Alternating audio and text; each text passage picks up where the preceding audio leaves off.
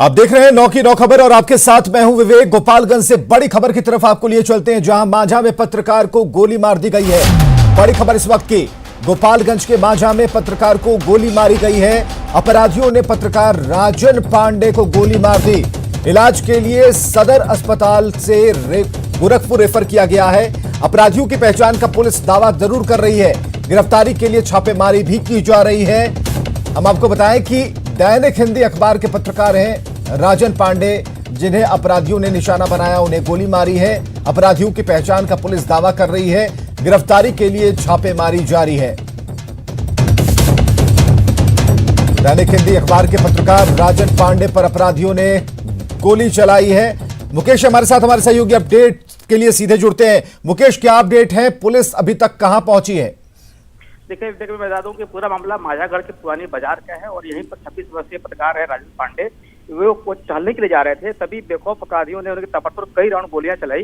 तो इसमें गोली लगने के बाद इन्हें अस्पताल भर्ती कराया गया, जहां से रेफर कर दिया गया गोरखपुर। और इस मामले में मैंने मनोज कुमार तिवारी से मैंने बात किया, जो एसपी हैं गोपालगंज के। उनका कहना था कि एक अपराधी की पहचान कर ली गई है और उस अपराधी की गिरफ्तारी के लिए स्पेशल टीम बनाया गया है। पुलिस छापेमारी कर रही है, लेकिन अभी तक इस बात का खुलासा नहीं हो पा रहा है कि पत्रकार को गोली क्यों मारी गई है और किस वजह से रंजिश क्या थी। विवेक, चलिए, बहुत बहुत शुक्रिया इन तमाम जानकारियों के लिए। रंजिश किस बात की थी? क्या पुराना कोई हिसाब करने की कोशिश अपराधियों ने की है? क्या चल रहा था दोनों के बीच में, या इससे पहले भी कोई कोशिश अपराधियों की तरफ से की गई है? इन सभी बातों का पता लगाने की कोशिश पुलिस कर रही है। हालांकि एक बड़ी खबर हम आपको बता रहे हैं कि पत्रकार पर हमला, दैनिक हिंदी अखबार के पत्रकार हैं राजन पांडे, उनके ऊपर जानलेवा हमला किया गया है। और अब बात बिहार में बारिश और बाढ़ के सितम की।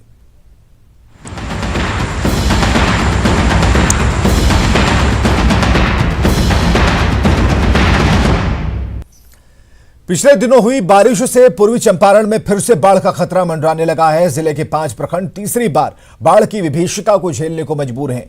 बाढ़ का पानी सुगौली नगर में भर गया। पताही, बंजरिया, संग्रामपुर प्रखंड के गांवों में हालात बदतर हैं। गंडक, सिकरहना और बागमती नदी के उफान पर आने से ग्रामीणों को परेशानियों का सामना करना पड़ रहा है। खेतों में बची फसल बाढ़ में डूबकर बर्बाद हो गई। वहीं संग्रामपुर में बाढ़ के बाद पटरी पर लौटी जिंदगी एक बार फिर से एनडीआरएफ के सहयोग के भरोसे है। बांध और गंडक नदी के बीच फंसे गांव के जो लोग हैं, जो ग्रामीण हैं, उन्हें एनडीआरएफ की टीम सुरक्षित जगहों पर ले जा रही है। पुल जो है यहाँ कोई हाकिम हुकुम सुनवाई नहीं ले रहा है। हम लोग का 10 गांव के चलने के लिए बहुत कठिनाई हो गया है। इस तरह में न कोई हाकिम सुन रहा है, न कोई विधायक सुन रहा है। हम लोग क्या करें? 3 बार 4 बार धान रोप दिया, धान भी दो दिया, धान भी एक फसल होने वाला नहीं है। यही समस्या है, हम लोग के यहाँ कोई देखने वाला नहीं है। यहाँ लगातार तीसरी बार बाढ़ है, लेकिन यहाँ कोई भी सीओ हो, बीडीओ हो या चाहे प्रशासन, कोई भी यहाँ मतलब देखने नहीं आया। नहीं, लोगों को जो 6,000 रुपये पास है ना सरकार की तरफ से जो मिलता है, वो भी नहीं मिला। और यहाँ जो आप देख रहे हैं धान जो फूट रहा है अभी, और ये सारे बाल को डुबा दिया। अभी फसल क्या होगा लोगों का? नेपाल के जल अधिग्रहण वाले इलाके में लगातार हो रही बारिश से सीतामढ़ी में बागमती और अधवारा समूह की नदियों के जलस्तर में लगातार वृद्धि जारी है। हालात ये हैं कि सीतामढ़ी शहर से होकर गुजरने वाली लखनदेई यानी कि लक्ष्मणा नदी के जलस्तर में काफी बढ़ोतरी है। इसके कारण नदी के आसपास के इलाकों में बाढ़ का पानी भरने लगा है। सभी नदियां एक बार फिर से विकराल रूप धारण कर रही हैं। उसके कारण एक बार फिर बाढ़ की आशंका को लेकर लोगों में दहशत है। सीतामढ़ी शिवहर और सीतामढ़ी सुरसंड को जोड़ने वाली राष्ट्रीय उच्च पथ पर बाढ़ का पानी बह रहा है और आवागमन पूरी तरह से ठप है। नेपाल के जलग्रहण वाले इलाके में लगातार हो रही बारिश के कारण सीतामढ़ी जिले के बागमती और अधवारा समूह की सभी नदियां उफान पर है। हालात ये है कि सीतामढ़ी शहर के बीचों बीच से गुजरने वाली लक्ष्मणा नदी की जलस्तर में भी लगातार वृद्धि हो रही है। आप तस्वीर देख सकते हैं, ये सीतामढ़ी शहर के बीचों बीच से गुजरने वाली लक्ष्मणा नदी यानी लखनदेई नदी है और नदी अभी पूरे उफान पर है। और इस नदी के आसपास के जो भी इलाके हैं, वहाँ बाढ़ का पानी तेजी से प्रवेश कर रहा है। हालात अगर यही रहा तो आने वाले 24 घंटे में शहर के कई इलाकों में बाढ़ का पानी और ज्यादा प्रवेश करने की आशंका जताई जा रही है। हालांकि नदी के जलस्तर में जिला प्रशासन ने बताया है कि अब थोड़ी कमी आ रही है, लेकिन अगर नेपाल के जलग्रहण वाले इलाके में फिर से बारिश हुई तो नदी के जलस्तर में फिर से वृद्धि होगी और सीतामढ़ी के कई इलाके में फिर से बाढ़ का तांडव होगा। राकेश रंजन, न्यूज 18, सीतामढ़ी। मुजफ्फरपुर में जलजमाव की समस्या गंभीर बनी हुई है। मुख्य सड़कों से लेकर मोहल्लों और घरों तक पानी घुसा हुआ है। मिठनपुरा इलाके में जलजमाव की समस्या का जायजा लिया हमारे सहयोगी प्रवीण ठाकुर ने। मुजफ्फरपुर में जलजमाव की स्थिति गंभीर हो चली है। अब मुख्य सड़कों के अलावा जो गली मोहल्ले हैं, जो वीआईपी एरिया है पौष इलाका, उन मोहल्लों में भी इस प्रकार जलजमाव है और ये ड्रेनेज जो सिस्टम है वो काम नहीं करने की वजह से ये समस्या है। और जब बारिश थम भी जाती है तो लोगों को 3 से 4 दिनों तक इसी प्रकार जलजमाव से जूझना पड़ता है। और अब देखिए मुख्य सड़क है और यहाँ किस प्रकार जलजमाव के बीच महिलाएं, बच्चियाँ जो भी हैं उनको अपनी दिनचर्या करनी पड़ रही है। और सरांध, इसमें गंध भी आ रहा है चूँकि नाले का पानी भी है। किस प्रकार की समस्या आप लोग झेल रहे हैं? हम लोग जब से यहाँ हम लोग हैं तब से है कि जब से बारिश हुई है ना, यहाँ लोग प्रशासन यहाँ न पार्षद सुन रही है और न ही जब रोड पर की पानी भी निकल जाती है। जब से हम लोग यहाँ देखिए कितनी गंदगी पानी आ रही है, यहाँ कोई सुनवाई नहीं हो रही है। से ठेला से हम लोग जाते हैं पानी के कारण। पानी के खातिर जब से पानी बरसा यही हाल है, यही हाल है, कुछ नहीं करा। ये जब से बारिश हुई है तब से वही हाल है, कोई सुनवाई नहीं है, नहीं कोई कहीं से कुछ आता है। तो मुजफ्फरपुर स्मार्ट सिटी की जो तस्वीर है आप देखिए कितनी दर्दनाक और भयावह है। इसी बदबूदार गंदे पानी के बीच लोग ठेले के सहारे मुख्य सड़कों से घर से मुख्य सड़क की ओर जाने के लिए ये जाते हैं। और महिलाएं हों, बच्चे हों, पढ़ने वाले बच्चे, कोचिंग जाने वाले बच्चे, तमाम लोगों को इस प्रकार की समस्या जलजमाव के बीच झेलनी पड़ रही है। कैमरामैन संजीव के साथ प्रवीण ठाकुर, न्यूज 18। बाढ़ में जिंदगी कितनी मुश्किल हो गई है ये अररिया में देखने को मिला। अररिया 0 माइल के पास कोसी बिलवा पुल का अप्रोच स्लैब ध्वस्त हो गया। इसके कारण अररिया किशनगंज मार्ग पर आवागमन प्रभावित है। जो कि हाट की तरफ से एक गर्भवती महिला को लेकर लोग आ रहे थे, लेकिन सड़क ध्वस्त होने के कारण गाड़ी आगे नहीं बढ़ सकी। परिजन महिला को पैदल ही लेकर शहर की ओर चल पड़े। 1 किलोमीटर चले ही होंगे कि महिला ने बच्चे को जन्म दिया और जच्चा और बच्चा फिलहाल दोनों स्वस्थ हैं। अररिया में परमान नदी की तेज धार में जब अप्रोच स्लैब बह गया, उसके बाद यहाँ पर लोगों को काफ़ी परेशानियों का सामना करना पड़ रहा है। तस्वीरों में साफ तौर पर आप देख सकते हैं कि ये जो बच्चा जो नज़र आ रहा है नवजात, इसने अभी जन्म लिया और इसने सड़क पर जन्म लिया है। यहाँ पर तस्वीरों में हम बतला दें कि साफ तौर पर देखा जा सकता है कि जो स्लैब जो टूटा है उसके बाद जो है बैरिकेटिंग कर दिया गया है इलाके में, जिसके बाद काफ़ी परेशानी का सामना लोगों को करना पड़ रहा है। और यह जो बच्चा है, इस नवजात शिशु ने अभी जन्म लिया है। यही जन्म हुआ है, यही जन्म हुआ है। हाँ, रोड का बगल में जन्म हुआ है। अच्छा, यही जन्म हुआ है। हाँ, गाड़ी उड़ी का साधन ना है यहाँ पर। हाँ, यहाँ रोड टूटने वाला था, इसीलिए गाड़ी का रोक लगा दिया। इसीलिए हम लोग गाड़ी से उतर करके ऐसे पैदल आए। कोई व्यवस्था नहीं है, कोई व्यवस्था नहीं है। तो तस्वीरों में साफ तौर पर आपने देखा कि जो इस नवजात बच्चे ने सड़क पर जन्म लिया है, उसका कारण बस इतना है कि स्लैब जो टूटा है उसके बाद बैरिकेटिंग कर दी गई है और लोगों को काफी परेशानियों का सामना करना पड़ रहा है। यहाँ पर सतीश कुमार, न्यूज 18 अररिया। महागठबंधन से मोहभंग होने के बाद उपेंद्र कुशवाहा मायावती के साथ बिहार विधानसभा चुनाव में उतर सकते हैं। उपेंद्र कुशवाहा आज अपनी नई रणनीति की घोषणा कर सकते हैं। बड़ी खबर इस वक्त की सूत्रों के हवाले से हम आपको बता रहे हैं। आज नई रणनीति का खुलासा उपेंद्र कुशवाहा की तरफ से किया जा सकता है। खबर यह है कि बिहार चुनाव में बीएसपी से आरएलएसपी का गठबंधन हो सकता है। उपेंद्र कुशवाहा आज कर सकते हैं गठबंधन का ऐलान। दिल्ली में मायावती कुशवाहा की हो सकती है मुलाकात और इसके बाद मुहर लग जाएगी। तेजस्वी ने तोड़ दी उपेंद्र कुशवाहा की पार्टी, जो बड़ी खबर आ रही है इस वक्त। और संजय हमारे साथ पटना से सहयोगी। संजय, क्या अपडेट है इस पूरी खबर पर? देखिए, एक सबसे बड़ी बात है कि लगातार कई दिनों से रालोसपा में फूट हो रही थी और ऐसे में कल रात अचानक से उपेंद्र कुशवाहा ने बयान जारी किया है। उनका कहना था कि बहुत अधिक संशय की स्थिति क्रिएट नहीं होनी चाहिए और रालोसपा जो है वो गंभीर है। बिहार की 12 करोड़ जनता है, उसके हितों को ध्यान में रखते हुए, अपने पार्टी कार्यकर्ताओं को ध्यान में रखते हुए कोई ना कोई सकारात्मक कदम वो पार्टी हित में जरूर उठाएगी। और इस बात उन्होंने घोषणा की है कि आज वो जो उनका जो नेक्स्ट अलायंस होगा, न तो वो महागठबंधन होगा, ना एनडीए होगा। और जो नए गठबंधन की बात है तो आज इसकी घोषणा हो जाएगी। मायावती से उनकी आज बातचीत हुई, कल रात में बातचीत हुई थी, आज भी उनकी मिलने की संभावना है। और कल बसपा कार्यालय भी वो गए थे, जहां बसपा के बिहार के नेताओं से उनकी मुलाकात हुई थी और सकारात्मक बातचीत हुई। और निश्चित तौर पर आज पटना या दिल्ली में प्रेस कॉन्फ्रेंस के माध्यम से इस बात की घोषणा कर दी जाएगी कि उपेंद्र कुशवाहा यानी उनकी पार्टी रालोसपा किसके साथ गठबंधन करेगी। ज्यादातर संभावना इस बात की जताई जा रही है कि बसपा उनकी नई एलायंस पार्टी होगी बिहार में। जी विवेक, चलिए बहुत बहुत शुक्रिया इन तमाम जानकारियों के लिए। और एक और बड़ी खबर आ रही है गोपालगंज से, जहां गोपालगंज जेल में छापेमारी की गई है। जेल से मोबाइल और सिम की बरामदगी हुई है। गोपालगंज जेल में छापेमारी, एहतियातन चुनाव से पहले ये छापेमारी की जा रही है। जेल से मोबाइल और सिम बरामद किया गया है। प्रशासन ने इसे जब्त किया। अज्ञात कैदियों पर एफआईआर दर्ज की गई है। तो गोपालगंज से बड़ी खबर हम आपको बता रहे हैं, अज्ञात कैदियों पर एफआईआर दर्ज की गई है और जेल में छापेमारी की गई सूचना के बाद। और गोपालगंज जेल में छापेमारी के बाद मोबाइल और सिम कार्ड बरामद किए गए हैं और प्रशासन ने उसे अपने कब्जे में रखा है। हालांकि अज्ञात जो कैदी हैं उनके ऊपर एफआईआर दर्ज की गई है।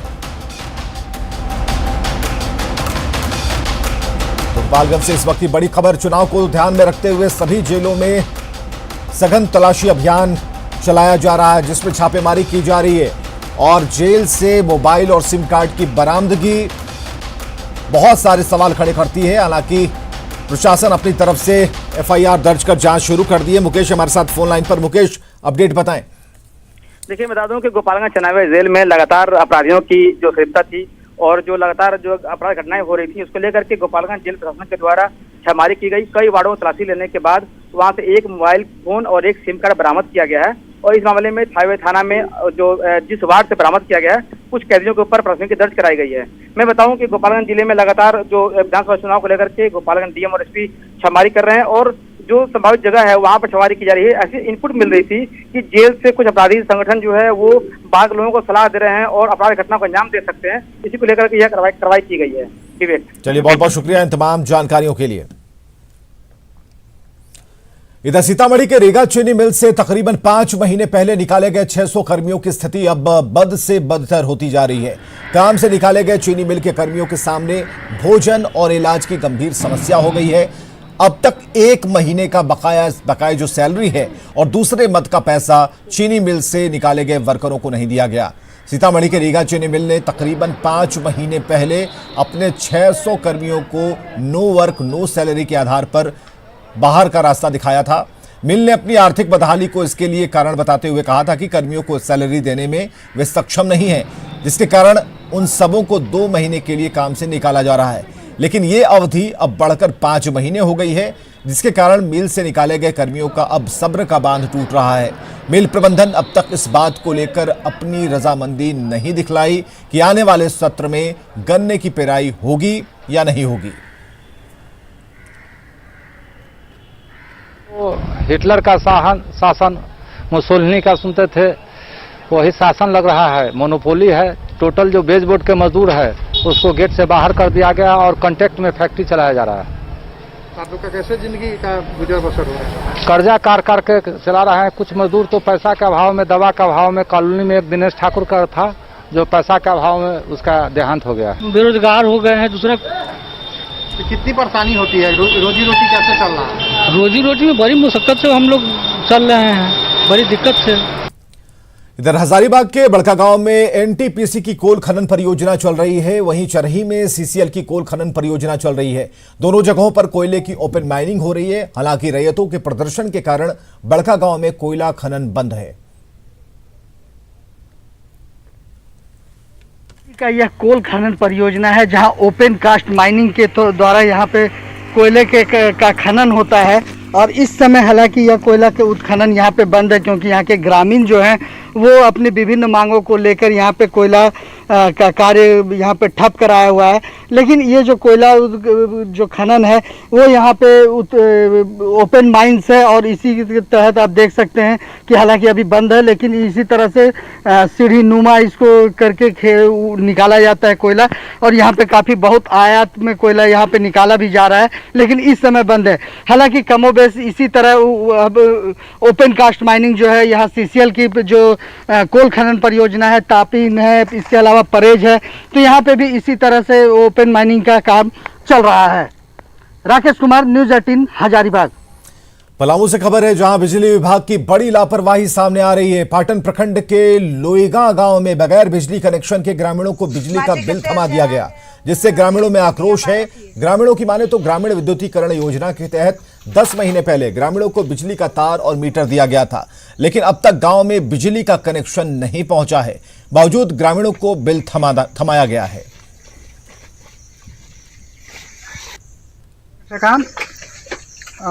बिल आ गेलक और माटी के तेल ही कैसे बाल बच्चा पोसै थी।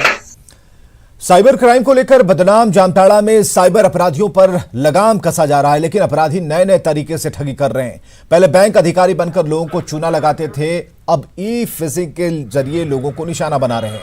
ई-फिशिंग के तहत मेल और SMS किया जाता है, जिसमें बड़े बड़े वादे और लालच दिए जाते हैं।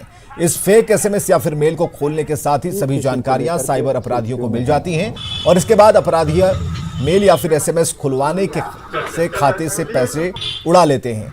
SP ने कहा कि सरकार डाटा प्रोटेक्शन बिल ला रही है, जिसके साइबर अपराध पर लगाम लग सकेगी। डाटा मिल जाता है और उस डाटा को आधार बना करके उस डाटा से ये लोग किसी दूसरे के यहाँ कॉल करके और उससे पैसा उगाही का काम करते हैं, पैसा उड़ाने का काम करते हैं। निकट भविष्य में भी सरकार उसके लिए एक एक्ट लेकर के आने वाली है, डाटा प्रोटेक्शन एक्ट। और ये डाटा प्रोटेक्शन एक्ट के लागू हो जाने के बाद में मुझे लगता है कि साइबर क्राइम में कमी आने की संभावनाएं बढ़ जाएगी। बैंक से जुड़ा हुआ इंफॉर्मेशन जिस सिम में आपके आ रहा है वो उस सिम को बंद करा के एक नया ई सिम जारी करवा लेते हैं और वो ई सिम यूज करते हुए आपके खाते के डिटेल्स को उस सिम के माध्यम से, क्योंकि वो सिम आपके किसी खाते में दिया हुआ है आपके पहचान के तौर पर, तो उसको यूज करते हैं। वो आपके मेल पे चाहे मैसेज पे कोई फेक आदमी कोई चीज़ का प्रलोभन देता है, वो चाहे सरकारी होवे चाहे गैर सरकारी होवे, उसी के प्रलोभन में नहीं फंसना है। जिसको आप जानते हैं उसी मैसेज को आप देखिए, फिर चाहे उसका जो है जवाब दीजिए। और बात बदहाल स्वास्थ्य व्यवस्था की। बिहार सरकार स्वास्थ्य व्यवस्था में सुधार के लाख दावे करे, लेकिन हकीकत कुछ और है। मुंगेर के हवेली खड़गपुर स्वास्थ्य केंद्र में बिजली कटने के बाद मोबाइल की रोशनी में डॉक्टर मरीजों का इलाज करते हैं। सिर में गंभीर चोट लगने के बाद एक मरीज रात को अस्पताल पहुंचा। उस समय अस्पताल में बिजली गुल थी, इसलिए मोबाइल की रोशनी में मरीज का इलाज शुरू कर दिया गया। हम 1 घंटा से परेशान हैं। हम अपना मम्मी पूरा सीरियस हो गया है, तो हम दूसरे जगह से रेफर कर दिया। हम अपने हॉस्पिटल लेकर आए, बोला हॉस्पिटल में बढ़िया इलाज होगा, हम लेकर आए, लेकिन यहाँ कोई सुनवाई नहीं लिया जा रहा है।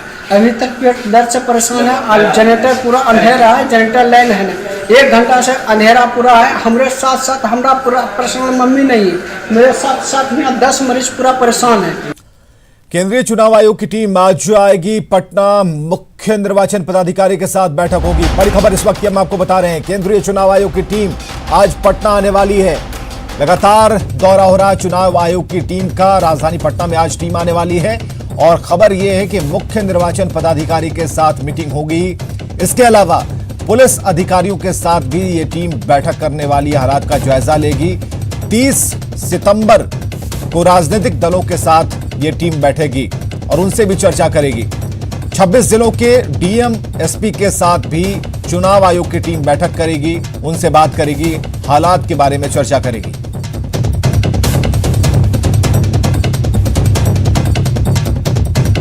तो मुख्य निर्वाचन पदाधिकारी के साथ बैठक करेगी टीम और इसके अलावा प्रशासनिक अधिकारियों के साथ भी ये टीम चर्चा करेगी, रायशुमारी करेगी कि किस तरीके से चुनाव कराया जाए।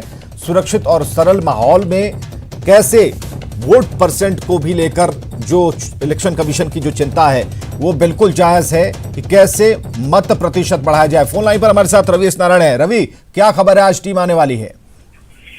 जी विवेक, आज